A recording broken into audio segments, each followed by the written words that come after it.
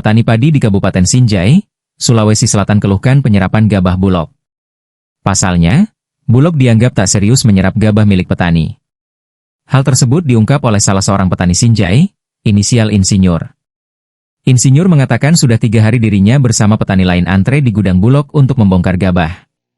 Gudang Bulog Sinjai berlokasi di Desa Bulu Tanah, Kecamatan Kajuara, Kabupaten Bone. Sudah 3 hari kita antre di sini untuk membongkar gabah, katanya kepada Tribun Timur, Minggu, 13 Mei 2025. Bahkan kata Insinyur, tak sedikit gabah yang dibawa petani sudah mulai rusak.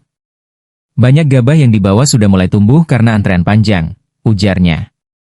Tak hanya itu, petani juga mengeluhkan harga yang turun. Kini harga gabah Rp4.400.000 yang sebelumnya Rp4.800.000. Sementara itu, Kepala Dinas Pertanian, Kamarudin mengatakan kapasitas gudang Bulog mulai penuh. Gudang Bulog yang dikontrak di Desa Bulu Tanah full, makanya ada antrean pembongkaran gabah, katanya. Meski begitu Kamarudin mengaku Bulog tetap menyerap gabah petani Sinjai. Hasil pembicaraan pihak mitra Bulog dan kepala gudang Bulog disepakati kuota Sinjai 50 ton gabah siap setiap per hari terhitung mulai hari Senin besok, ujarnya.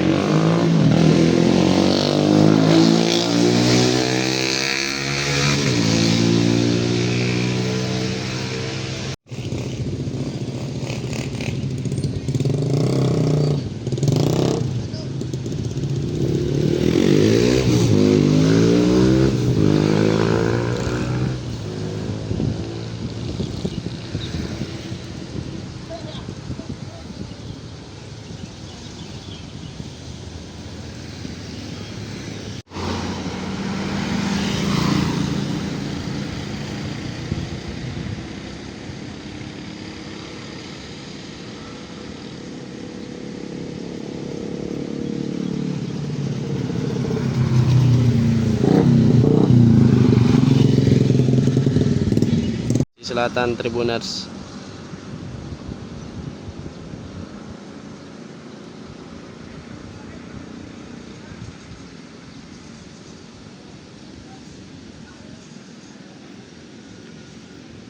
Download Tribun X sekarang, menghadirkan lokal menjadi Indonesia.